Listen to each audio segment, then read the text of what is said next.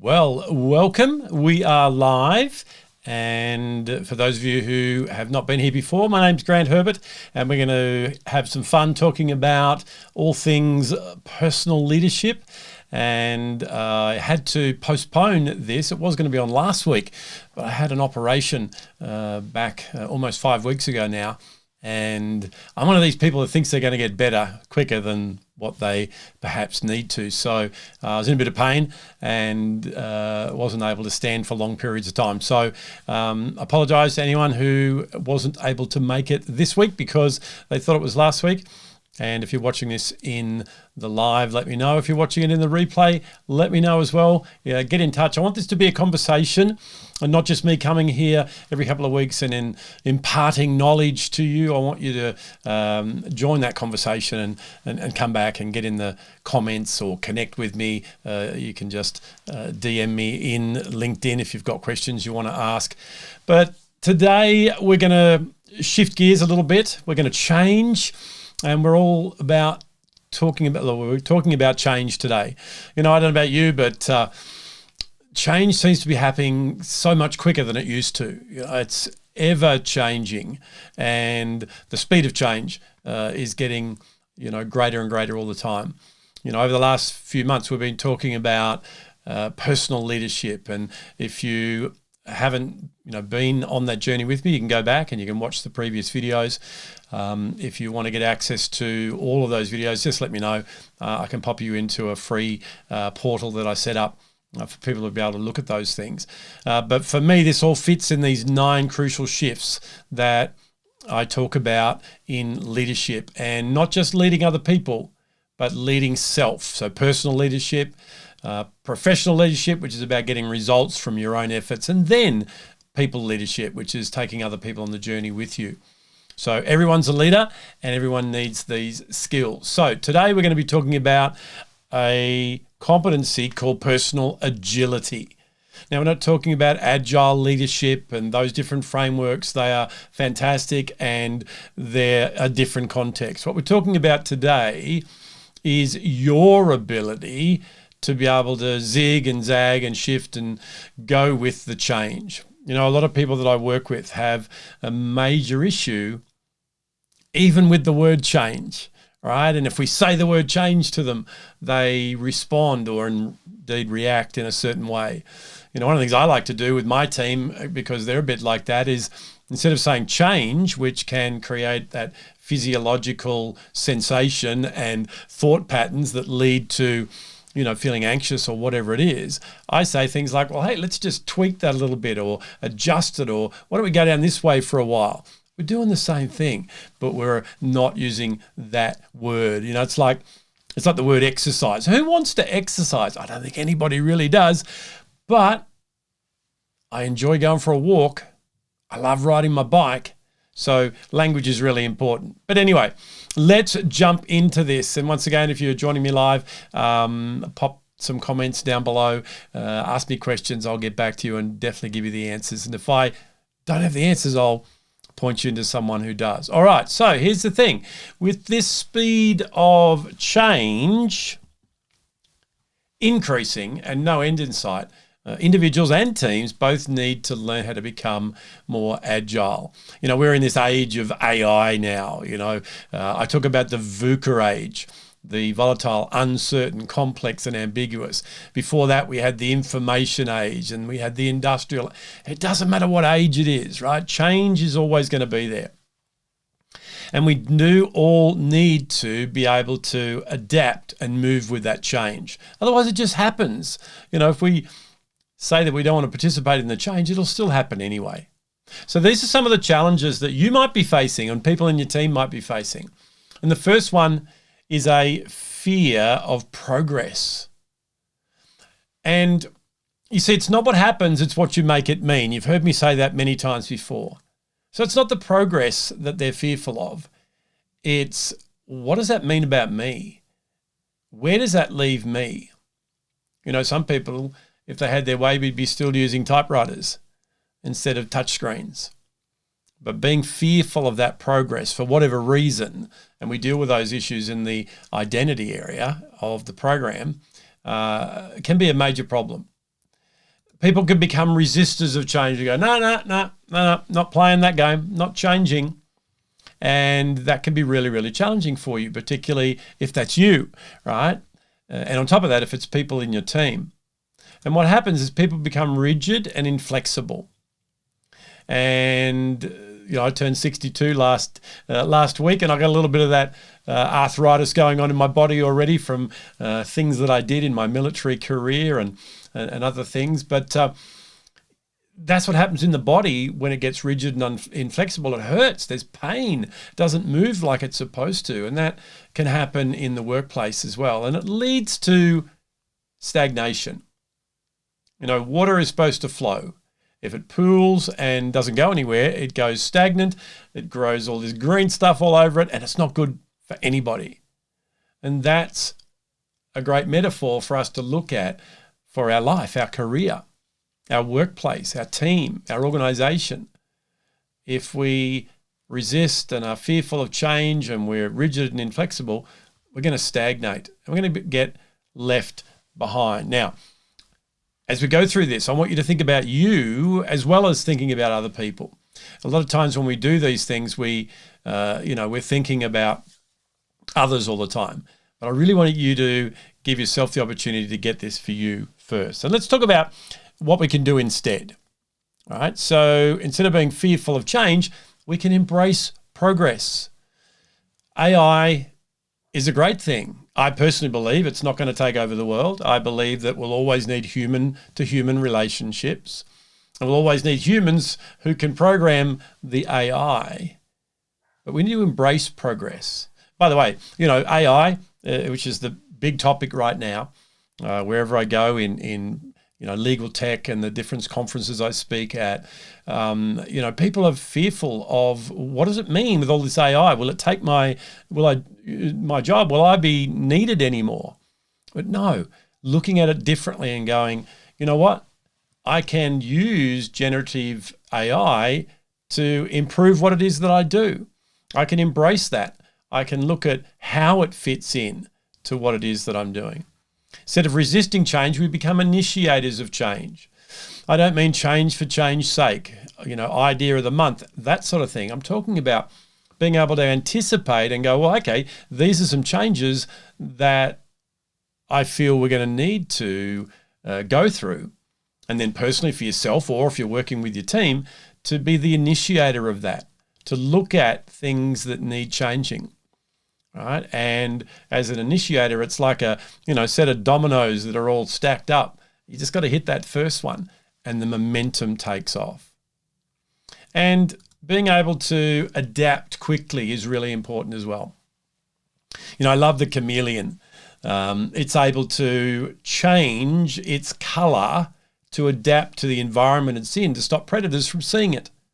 In an instant, it could change to the the color and texture, when you look at it, of that branch that it's on.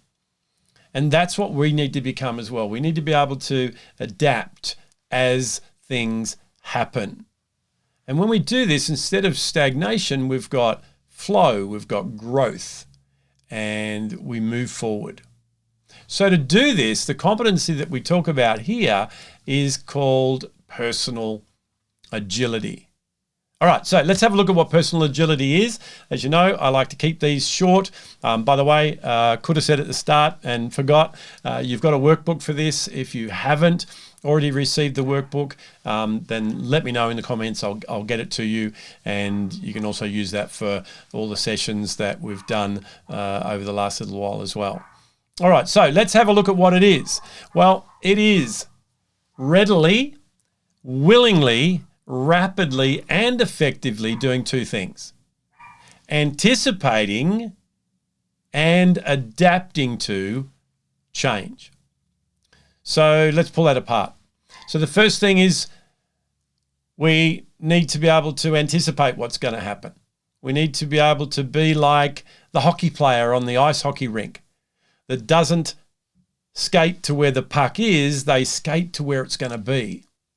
So we need to be on top of that. We need to be able to be, open to things changing and anticipating that.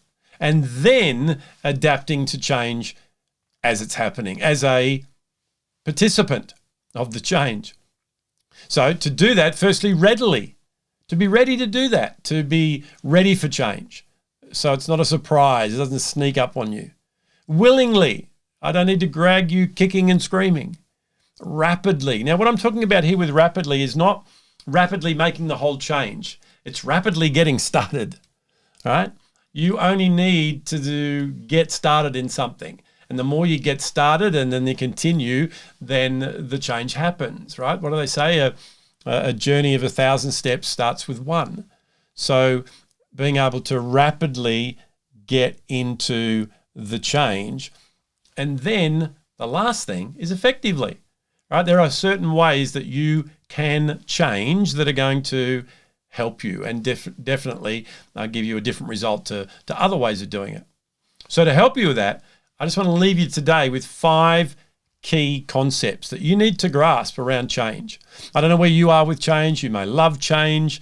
You might be already an initiator, or you might hate change. You might think, oh my gosh, stop saying the word change. But wherever it is, all these concepts do fit each of us. So the first one is change is inevitable. Instead of fighting it, we've just got to recognize it's going to happen. As I said, with or without us participating, the change is going to happen anyway. It's no use the larvae and the pupae going, I'm just going to stay like this forever in my cocoon. No, you're going to become a butterfly. It's what happens, right? And it's inevitable. So embrace that. The second thing is we need to become uncomfortable. We need to be unhappy, probably not the best word. We need to, instead of just being really comfortable in the status quo, we need to become uncomfortable. Now, the image that you see on the screen here, that is an old school car where they used to put a crank handle in the front of it and crank it up. Now we've got electric cars and press buttons and all that sort of stuff. And by the way, I didn't have one of these. My kids would say that I probably did. I'm just aware of the workings of this. And it used to then turn the crankshaft around, which made the pistons go up and down and made the spark happen from the magneto and the engine fired. Yet it didn't always work well. And a lot of times it would, because of that compression, it would misfire and kick back and just about take your shoulder out, right? Or the handle would slip off and you'd grate your knuckles on some steel, and on a cold morning it wouldn't be all that good. So for someone to invent the electric starter motor, they had to get uncomfortable with cranking the car to get it to start. So you and I need to be uncomfortable with where we are. I don't mean sitting in there, being sad and feeling sorry for ourselves and being down and bringing down the energy. No, but going, you know what? There's more than where I am right now. So we need to become more uncomfortable. We need to focus on why the change is important. And this is a big one when we're working with people as well through change. We need to focus on their why. Why was it important for places like Blockbuster, which some of you have probably never heard of because they don't exist anymore? Why was it important for them to change? Because people wanted to stream their movies. They didn't want to go down to a store and search through all the store and find a DVD, or before that, what was it called? A video cassette, and bring it home. They just wanted to turn their telly on or their device and stream, and they didn't get it. There's other stories as well, like Kodak, right? Made an amazing, camera that people had to develop film, right? And it didn't work when everyone wanted to go to digital. So focus on, why is this important? Why is this important for me to embrace this change? The next thing is, I want you to really focus on change being incremental. A lot of times when people look at change, it's like a dichotomy. We're here and we've got to get to here. There's only 2 spots that we're talking about. And it can appear to be, too big and overwhelming. And that's what creates the angst around change. But just like whatever height you are now, you didn't start that height. You grew from being small to being tall. And if you're like us, you've probably had one of those doors or a post or something in your home where you made a mark on where your kids were as they grew. But it's about incremental change. So it's looking at, where is it that I am now? Where is it that I want to go? And then go, okay, what's my first step? And then what's my second step? And focus back here. Focus on getting started. Focus on progress. Focus on tweaking and adjusting along the way. And the last one is, you need to make sure that there's an environment for you, and if you are leading change, an environment for your people of two things: support and accountability. Support to know everything they need to know to make the change. Support to give them space to make the change rather than looking for, a quick fix and a quick change. Being able to be supported in the fact that people change differently. People don't have the same change strategies. Some people need a lot of certainty. Some people are able to change quickly. People all change at their own way. We need to support them. And accountability. Accountability to take those incremental steps that we talked about in that change. So there you have it.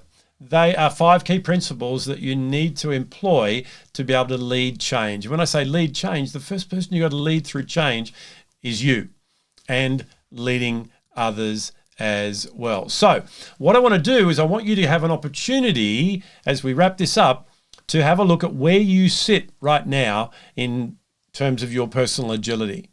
So if you have a look in your workbook, you have this self-assessment. And it's really self-explanatory on how to use it, all right? And it's just for you. You don't need to share the results with anyone unless you want to. But you can see there, down the left-hand side, it talks about the behavior. And then it makes a statement about your behavior, right? So the first one says, I find it easy to work outside my comfort zone. And then you've got a scale over on the right-hand side going from 1 to 5, and also always, almost always, sometimes, almost never, and never. So go through and do that, and then on the second page it shows you how to add it up and tells you about your where you sit in terms of personal agility. But the other thing this does is it gives you these statements as a goal to move towards. Right. So for example, if you don't find it easy to work outside your current comfort zone, and that's something to work towards. Right. I am comfortable with change. If you don't, then it's something to work towards. I'm okay when things are up in the air. If you're not, incrementally move to being okay with it. So there you have it. Leading change, starting with self through personal agility. And this is just a portion of the work that I get to do with people just like you all around the world, helping them to be able to eliminate the roadblocks that are getting in their way so that they can enjoy what it is that they're doing a lot more. So we're going to be back here again in a couple of weeks. As I said, if you've missed out on any of these and you'd like to watch them, just send me a message or put a comment or something. Send me a carrier pigeon to get my attention, and I'll hook you up. I've got a portal that you can go to. It's got the worksheets and it's got the videos and all that sort of stuff, and you can go through these videos that I have been doing. Hey, have an amazing weekend, and whatever it is that you're doing and got ahead of you next week, look at, are there things in here that could change on me? And how am I going to navigate them differently now that I've been on this video? All right, have an amazing weekend. I'll talk to you again in our next one. Bye for now.